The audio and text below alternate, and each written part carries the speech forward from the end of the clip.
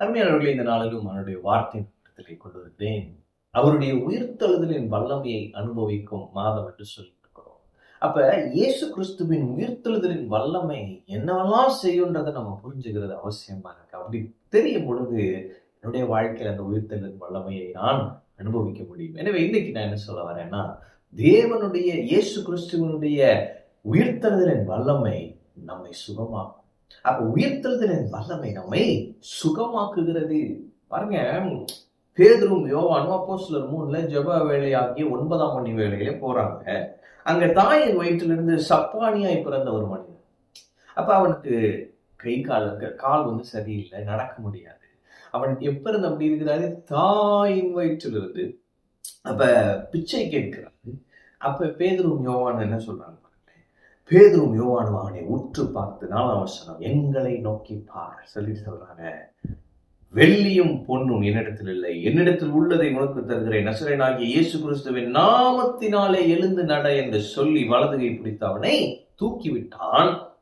என்ன சொல்றாரு? இயேசு நாமத்துல நடன் தூக்கிதான் விடுறாரு. அப்ப என்ன நடக்குது பாருங்க. உடனே அவனுடைய கால்களும் கரடுகளும் பலன் கொண்டது. அவன் குதித்து எழுந்து நடந்தான். நடந்து குதித்து தேவனை துதித்து கொண்டது அவர்களுடனே தேவாலயத்திற்குள் பிரவேசித்தான். தாயின் வயிற்றிலிருந்து சப்பான் காலே சரியில்லை. ஆனா இயேசுவின் நாமத்துல எழுந்து நடன் கைப்பிடிச்சு தூக்கணுமே சடனா ஒரு மிரக்கல் நடக்குது. அவனுடைய அந்த கால்களும் கரடுகளும் பலன் கொள்ளுகிறது. அது அப்படியே ரீக்ரியேட் ஆகி அம்மா வயிற்றுல இருந்து அப்படி உருவாகிறப்ப அவன் உருவாகல பாருங்க. எனவே இங்க பாத்தீங்கன்னா அது அப்படியே மறுபடியும் கிரியேட் ஆகி அவன் நடந்து குதித்து தேவனை மகிமைப்படுத்தினான். அப்ப இது எதனால நடந்துச்சுன்னா, அவன் என்ன சொல்றாங்க? பேதுரும் யோவானும், நசரேயனாகிய இயேசுவின் நாமத்துல எழுந்து நட. அப்ப இயேசுவின் நாமத்தை ரெப்ரசன்ட் பண்றாங்க. அப்ப இயேசுவின் நாமத்தை சொல்றப்ப என்ன நடக்குதுன்னா, இயேசுவே அங்க வருகிறார். அப்ப உயிர்த்தெழுந்த இயேசு அங்கே வருகிறார். உயிர்த்தெழுதலின் வல்லமை அந்த இயேசுவின் நாமத்தில் இருக்கிறது. அப்ப நம்ம இன்னைக்கு இயேசுவின் நாமத்தினால இந்த வியாதி நீங்குவதாக, இயேசுவின் நாமத்தினால என்று சொல்லி நாம் கட்டளை இடும் பொழுது என்ன நடக்கிறது? அவருடைய உயிர்த்தெழுதலின் வல்லமை கிரியை செய்கிறது. ஆமென். அப்ப இன்னைக்கு நான் உங்களை பார்த்து சொல்கிறேன், இயேசு கிறிஸ்துவின் உயிர்த்தெழுதலின் வல்லமை உங்களுக்குள்ளாய் இருக்கிறது.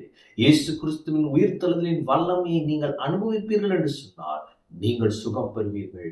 நீங்கள் ஒருவருக்காக செபிக்க போகிறீர்கள் என்று சொன்னால் அவருடைய உயிர்த்தெழுதலின் வல்லமை அவர்களை சுகமாக்கும். இயேசுவின் நாமத்தினாலே, நசரேயனாகிய இயேசு கிறிஸ்துவின் நாமத்தினாலே என்று அவர்கள் சொன்னார்கள்.